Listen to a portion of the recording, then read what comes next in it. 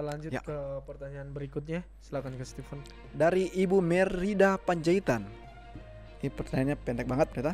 Saya ingin tanya, dalam Injil firman Tuhan yang terambil dari Wahyu 6 ayat 6 dan 12. Mungkin minta dijelaskan katanya pendeta mengenai ayat tersebut. Terima kasih. Wahyu 6 ayat 6 dan ayat Sekalian 12. boleh tolong dibaca.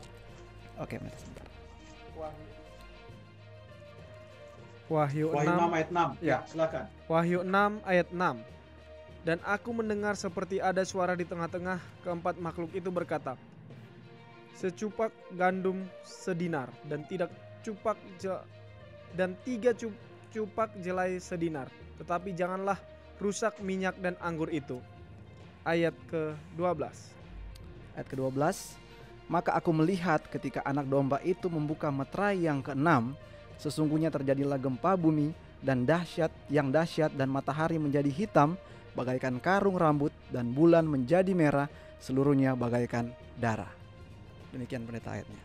Terima kasih Ibu Merida Panjaitan. Ayat-ayat yang Ibu sebutkan dan Ibu tanyakan adalah ayat-ayat yang termasuk dalam penjelasan atau pemaparan kitab Wahyu tentang 7 meterai.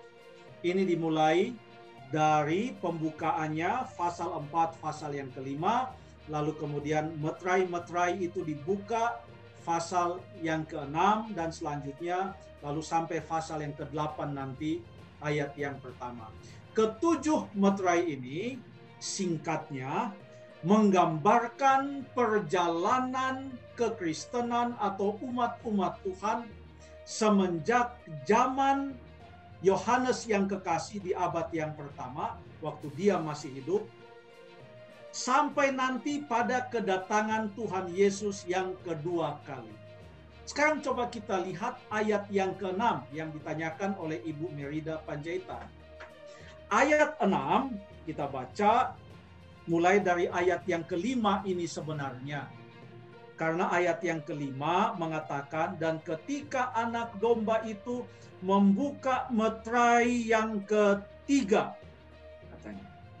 Meterai yang ketiga, lalu ia mendengar suara berkata, mari. Dan aku melihat sesungguhnya ada seekor kuda hitam, dan orang yang menunggangnya memegang sebuah timbangan. Jadi ini belum pernah ya kita lihat orang menunggang kuda hitam, lagi lari-lari begini bawa timbangan. Tapi inilah namanya gambaran dalam 7 meterai, di mana ada warna-warna kuda. Meterai yang pertama, warna kudanya itu putih, yang menggambarkan betapa gemilangnya pekabaran Injil di abad yang pertama, abad permulaan.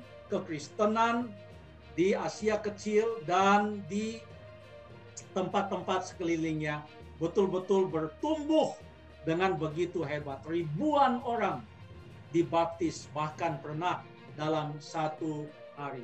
Lalu kemudian yang berikut dalam ayat yang selanjutnya, ayat yang ketiga, sudah ada kuda yang lain namanya kuda berwarna merah.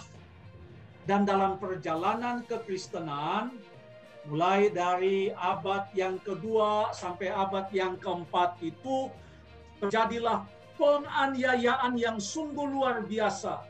Warna merah menggambarkan darah, menggambarkan penganiayaan yang sungguh luar biasa. Lalu kemudian yang berikut adalah kuda hitam. Ini yang pertanyaan Ibu Merida Panjaitan tadi. Ini meterai yang ketiga, kuda hitam. Hitam menggambarkan kegelapan. Lalu penunggang kuda hitam itu membawa sebuah timbangan. Apa yang ditimbang? Inilah yang disebutkan di dalam ayat yang ke-6. Dan aku mendengar seperti ada suara di tengah-tengah keempat makhluk itu berkata, secupak gandum sedinar dan 3 cupak jelai sedinar. Tetapi janganlah rusakkan minyak dan anggur itu.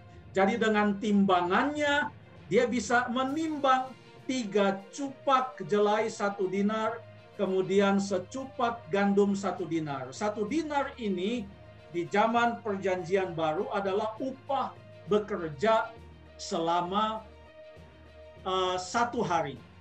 Itu bisa dipakai untuk beli gandum, beli minyak, beli anggur, dan beli kebutuhan-kebutuhan lainnya untuk satu hari. Bahkan bisa ada sisanya untuk ditabung karena ini gaji satu hari. Tetapi setelah ditimbang oleh penunggang kuda hitam, kuda warna hitam yang menggambarkan kegelapan rohani ini, setelah ia timbang sangat mahal harga gandum.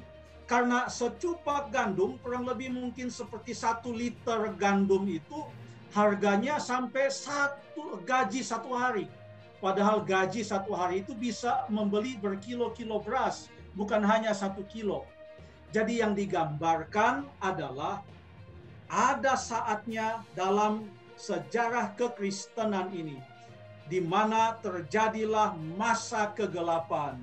Orang-orang penulis sejarah biasanya mengatakan ini adalah the dark ages atau zaman kegelapan, kegelapan rohani.